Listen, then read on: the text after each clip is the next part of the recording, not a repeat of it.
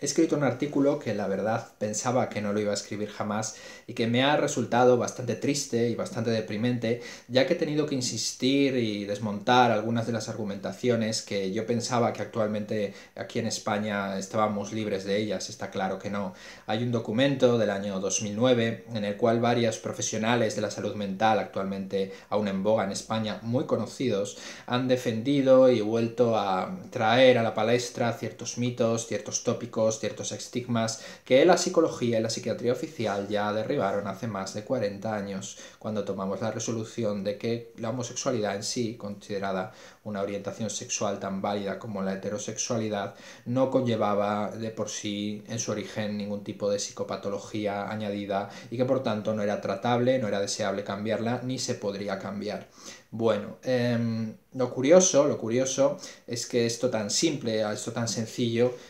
no es defendido por este tipo de profesionales. ¿A quiénes me estoy refiriendo? Me estoy refiriendo a gente muy conocida, gente como Alejandra Vallejo Nájera. Seguro que la conocéis por algunos de sus libros sobre adolescentes y sobre niños. Esta señora da consejos como psicóloga profesional que es para la crianza y para tratar a tus adolescentes y a tus niños. Su abuelo también, al parecer, Antonio Vallejo Nájera, daba consejos al servicio psiquiátrico del régimen de Francisco Franco, convenciendo y generando una literatura en la que razonaba que aquellas personas rojas eran probablemente enfermos mentales, es decir, contra el bando republicano desarrolló una extensa literatura que hoy día es bastante escandalosa, y hay un libro de Enrique López Duró que se llama Los psiquiatras de Franco, en el cual desarrolla el tema más extensamente. Si lo encontráis por ahí podréis ver las argumentaciones que hay contra Antonio Vallejo Nájera y contra los psiquiatras de aquel régimen, como por ejemplo López Ibor. Todo este tipo de historia es muy interesante si tenéis un interés bibliográfico en el tema. Pero bueno, ella también parece que todavía tiene algún tipo de estigma y también algún tipo de creencias retrógradas sobre el tema. Por supuesto, no apoyado por ninguna de las dos APA y oponiéndose a la psicología de la evidencia científica oficial. También hay otra persona, un conocido psiquiatra que se llama Enrique Rojas, que también es increíblemente conocido en España y que mantiene lo mismo, mantiene la fantasía de que la homosexualidad es en realidad una deriva de algún tipo de psicopatología y que se puede adquirir. Hay un titular muy famoso de él en prensa en el que dice que los 90% de los casos de homosexualidad son adquiridos, como si la homosexualidad se pudiera adquirir, igual que la heterosexualidad. No comprendo exactamente lo que quiere decir Enrique Rojas. Lo que está claro es que sus afirmaciones son gratuitas, sin evidencia científica y absolutamente deplorables. Lo interesante es que las instituciones que velan por la ética de los psiquiatras y de los psicólogos aquí en España no hagan nada y estos señores sigan llenando auditorios enteros y sigan vendiendo libros como rosquillas. Bueno, otro caso que me preocupa bastante es el de Aquilino Polaino, y le dedico bastante tiempo en el artículo, debido a que este catedrático de psicopatología dice haber dedicado 20.000 horas, ni más ni menos, a acompañar a personas que estaban disconformes con su orientación sexual. Es algo que me parece bastante curioso, porque ya que es un señor que piensa que la orientación sexual, homosexual concretamente, se produce debido a una extraña teoría de etiquetado, que no sé de dónde se la saca, que dice que sería producida por unos comportamientos del padre, no exigiéndole que se comporte como un chico, y ciertos comportamientos de la madre sobreprotegiéndolo y no haciéndole encajar en su rol. Al parecer, de toda esta fantasía que él desarrolla, no encuentra absolutamente ningún tipo de prueba y se refugia en que los estudios longitudinales quiere decir que sería un estudio más a la larga, con más población durante varios años, según él, en algún punto determinado van a demostrar que la homosexualidad es fruto de algún tipo de desviación patológica y de alguna forma pues apoyarían todo lo que él piensa, pero actualmente no hay absolutamente nada de eso, y Aquilino Polaino Lorente se basa en especulaciones, igual que se basaban en esas especulaciones cuando en el Congreso de los Diputados expresó lo de que todos los homosexuales eran hijos de padres alcohólicos y madres sobreprotectoras. Bastante inquietante en un catedrático de universidad y especialmente de psicopatología. Bueno, ¿Qué más hay por ahí? Hay gente como Mónica Fontana, que es terapeuta familiar, y que, bueno, me ha parecido muy curioso porque ella expresa que su convencimiento, esta mujer trabajando de terapeuta familiar, expresa también que la homosexualidad es una desviación. ¿Y dónde está su fundamento? Mónica nos dice que el fundamento de esto está clarísimo por la revelación cristiana, así de sencillo. Es decir, esos son sus argumentos, su evidencia científica. La revelación cristiana, no quiero pensar las consecuencias que puede tener el hecho de que la práctica profesional como terapeuta familiar se vea invadida por tus creencias ideológicas y no por las evidencias científicas, el daño que puede llegar a realizar a ese tipo de personas o a las personas que vayan a consultarla a ella o a los hijos de las personas que puedan consultarla a ella en busca de ayuda cuando se topen con todo ese muro ideológico de Mónica Fontana. Hay otro caso que es bastante inquietante, que es el de Ángel García Prieto, que es un psiquiatra, me parece que de Zamora, que expresa muy curiosamente una teoría que ya está muy desgastada y que básicamente yo creo que cualquier estudiante de primer año de psicología que se esté enterando de lo que está haciendo en la carrera es capaz de derribarla. Él piensa que la homosexualidad se produce por un TOC, por un trastorno obsesivo-compulsivo. Ya sabéis, ese tipo de trastorno obsesivo-compulsivo que hace que las personas hagan rituales como tocar algo para tranquilizarse, para bajar la ansiedad, o que mentalmente se repitan una y otra vez lo mismo también con un objeto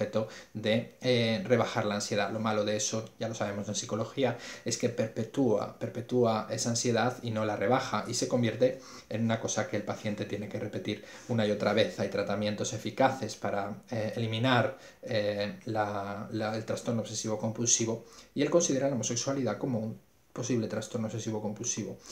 No es verdad. Hay trastornos obsesivos compulsivos en las que personas heterosexuales se obsesionan con pensamientos homosexuales que vienen a su cabeza.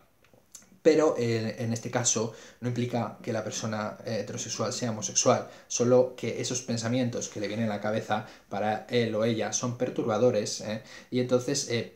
sí que piensa que a lo mejor eso significa que no sé qué, pero no la intervención, ni el pronóstico, ni mucho menos la categoría del diagnóstico corresponde a la homosexualidad. Es un dato, igual que se te puede meter un ritual de limpieza en la cabeza y pienses que tienes que lavarte 200 veces las manos porque temes a los microbios. Es el agobio, la ansiedad sobre la que vamos a hacer base en psicología, es romper ese patrón para que la persona pueda liberarse de ello, pero ni mucho menos le significa que el TOC sea lo que produce la homosexualidad. Creo que es un argumento tan infantil y tan inepto desde el punto de vista clínico que me resulta increíble que un psiquiatra pueda mantenerlo. Vamos, es algo absolutamente ridículo. Pero y además hay otras personas como Van den Arberg, que es, no sé si es un psiquiatra holandés o un filósofo holandés, que ya directamente pasan al terreno ofensivo y vinculan la orientación sexual homosexual con una adicción, como si fuese una adicción de la cual hay que liberarse, y además hace ciertas asociaciones catastróficas, como por supuesto con el VIH y el SIDA posteriormente. Este tipo de estigma está presente desde que la pandemia del VIH se extendió por el mundo y ha habido varias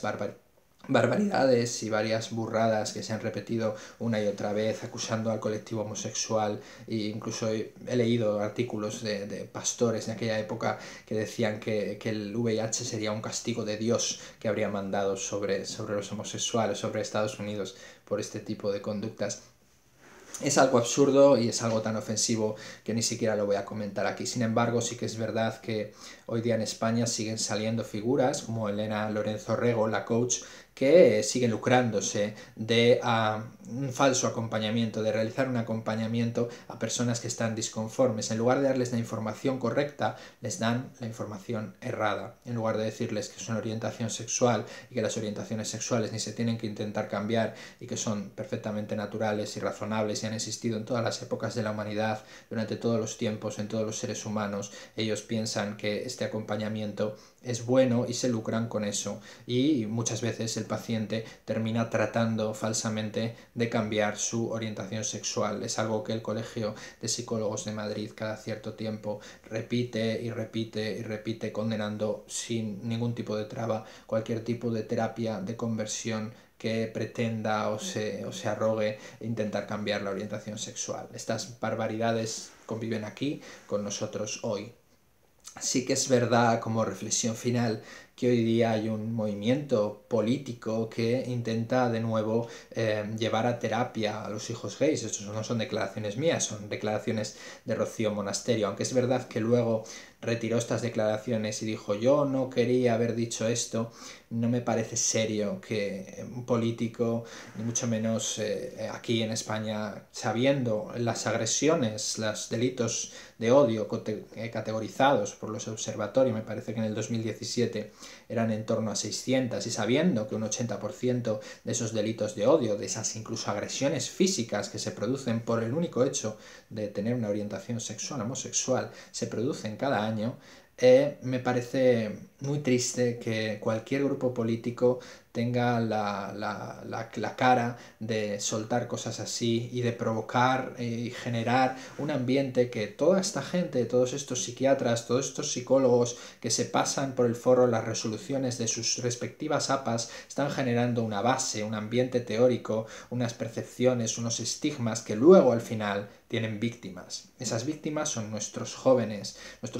que son más dados al fracaso escolar, nuestros jóvenes que serán más vulnerables al abuso, al acoso escolar, a las violaciones incluso, y como mucho al suicidio. En la probabilidad de suicidio de nuestros jóvenes, que en lugar de encontrarse una sociedad más abierta, se encuentren en una sociedad que los estigmatiza, que los presiona y que los discrimina por su orientación sexual, será más probable que se suiciden que los que no. Así que, en cierto modo, todos estos psiquiatras, todos estos psicólogos y toda esa gente irresponsable que se dedica a hacer política con estos temas, cosa que no debería estar sujeta a la política más que para favorecer y proteger a los colectivos discriminados, toda esa gente está poniendo una base para que se produzcan un daño irreparable, terrible y absolutamente reprochable desde todos los puntos de vista. No importa el concepto moral, no importa lo que piensen que están defendiendo, ni mucho menos importa, ni les importa las víctimas a las que va a terminar agrediendo su ideología que ponen por delante de la ciencia.